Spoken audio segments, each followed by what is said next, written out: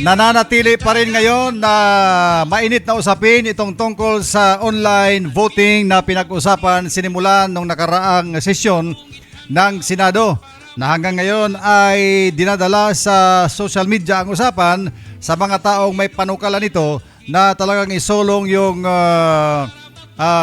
online voting dyan sa kanilang House rules sa Senado. Ang nagsusulong dyan, natural, yung ating mga members ng majority bloc, lalo-lalo na ito si Senator Marcolita at sasamahan pa ni Senator Robin Padilla na kung ano-anong sinasabi na wala naman sa ayos. Kaya sa ngayon, mga kaibigan, ang ganyan na usapin ay mainit sa media. Iba-ibang mga kwento, iba-ibang mga opinion ang inilalabas ng ating mga netizen. Lalong-lalo na yung mga kumakampi doon sa kampo ng majority na mga DDA supporters. Iba naman ang sinasabi din ng mga BBM supporters. Anyway, ganito yan. Ang usapin po ng online voting, yung pagpapahintulot ng ating mga senador ay makabuto online, makaparticipate sa kanilang mga discussion dyan sa Senado, kagaya ng kung meron silang session, may pinapasa na batas, may mga kailangan pagdesisyonan na kung ano, ay pinapahintulutan na po yan. Matagal na hong pinapahintulutan yan sa House rules ng ating Senado. Kaya lang, tandaan po natin, ay meron pong specific na mga rason kung kailan lang pwede pahintulutan ang online voting or online participation. Anong mga dahilan nito?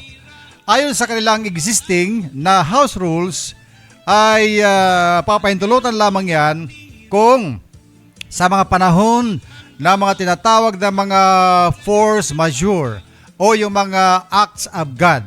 Yung mga natural calamity, mga man-made calamity na maaaring mangyari sa ating bansa. Doon lang ho po pwede gamitin ang electronic participation, Zoom, online, kung tawagin, kung ano pa. Basta doon lang yun umiikot sa mga rason na yun.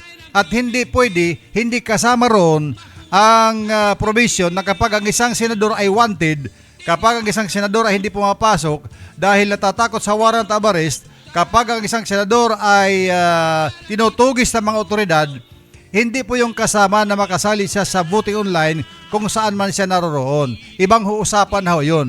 At ito po, yung nakikita ng majority at ng taong bayan kung bakit pilit na pinipilit ng mga majority senators, lalong-lalo na itong si Senador Marcolita, Senador Robin Padilla, at lahat sila, pati si Senator Alan Cayetano, na mabago yung House rules upang ma-revise nila at maisaksak doon sa kanilang House rules na makabuto ang isang senador sa ganitong sitwasyon. Ay hindi po pwede yun. Kaya ayan, mainit ang usapan ngayon dyan sa Senado. Naka-break sila ngayon at sa June 1, Lunes, magbabalik session sila. Gaya ng kanilang napag-usapan nung nakaraang session nila. O, diba? So sila magbabalik sa yung araw na yun, sa June 1, ay birthday daw yun ni Senator Ping Lacson. Kaya sabi ni Senate President Alan Peter Cayetano, medyo mas malamig ang mga ulo noon ng mga senador sa araw na yon. Ang lamig ho at ang init ng ulo ay didepende ho yan kung ano ang mapag-uusapan, anong maging paksa sa araw na yon.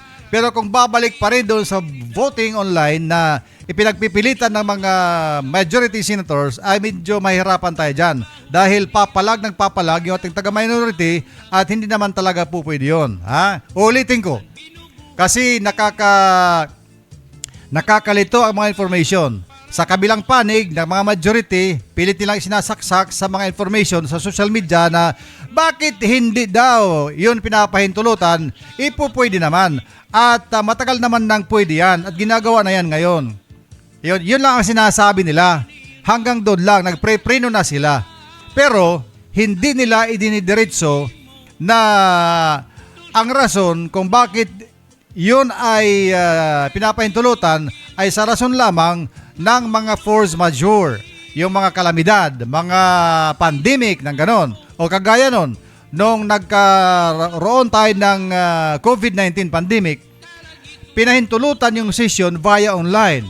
Bumuboto sila, nagsisesyon sila, nag-approve ng mga panukalang batas via online. Kasi nga, natural calamity yun at force majeure, bawal ang mga taong lumabas, bawal magkumpulan, bawal mag-travel man, restricted din.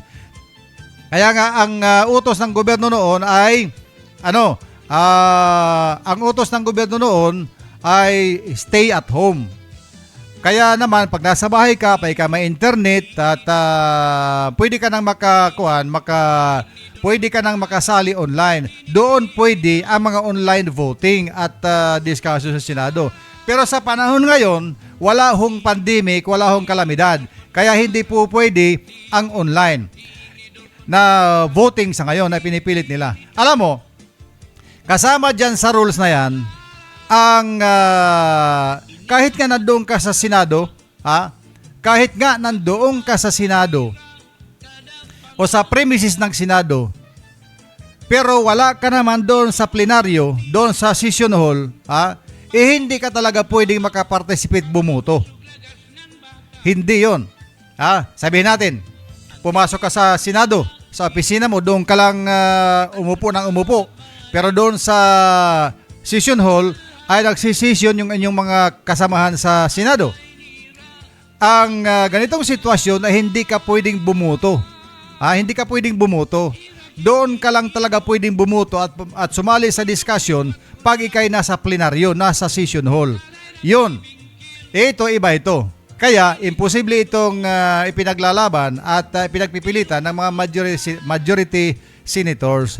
Tandaan ho natin, at yan ay mayroong mga sinusundan ng mga batas para sa mga ganyan. Sa ngayon, ang status ng ating mga senador sa hatian ng bilang ay nasa 13 pa rin ang mga members ng majority. 13. Habang ang sa members ng minority ay nasa 11, 11. Balikan natin yung 13. Yung sa 13, minus doon ang presiding officer, which is the Senate President. Bakit sinabing minus? Sa panahon ng butuhan, ang magiging trabaho lang sa butuhan ng presiding officer kung sakasakaling ang pinagbubutuhan ay magkapareho ang boto. Halimbawa, 12 sa 12. 12 sa ayaw, 12 sa gusto. Ganon. Ngayon, si sitting president, Senate President, siya ngayon na magiging tiebreaker kung saan siya bubuto, sa no or sa yes. Either of the two, kung saan man siya bubuto, yun ang mananalo kasi ang buto niya ay baka kadagdag doon sa buto. Okay, kuhanin nyo. So, sa lagay ngayon, nasa 12 ang mga nakaupo sa majority, habang sa minority ay 11. Doon sa 12 ng majority, wala dyan si Bato ngayon dahil wanted. Nagtatago, hinahanap ng mga kapulisan. Tinutugis siya ngayon. Diba? Tapos, ito pa.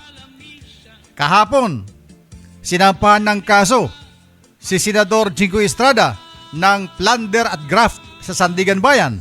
Malamang sa malapit na, sila ay posibleng mababaan ng warrant of arrest at maaresto. Pagkay na aresto, kulong. Dahil no bail recommended yung mga kaso nila. Sino pa ang susunod na masasampahan? Ayon sa anunsyo ng Ombudsman, sina Senator Joel Villanueva, Senator Chis Escudero, ayan, Villanueva Escudero, at meron pang 3 iba na hindi pa pinangalanan. O, kita mo yan? So, Marcolita, Marcolita, Estrada, Villanueva, Escudero. 4 na yan. So, 13 minus 4, ilan na lang? 9 na lang, 9, siyam na lang. Plus 3 more. 3 pa raw ang kakasuhan ng ganong klase din. 3 pa ang susunod na kakasuhan. So kung makasuhan yung 3, ubos lahat ang majority, kulong. Yan ang delikado sa kanila ngayon dahil nga lahat sila ay sabit doon sa mga issue ng flood control. Siyam plus 4, or siyam plus 3, 12, plus 1, sitting president, 13. Ubos silang lahat. May kaso rin si Senator Robin Padilla sa kanyang pagpapatakas kay Senator Bato de la Rosa.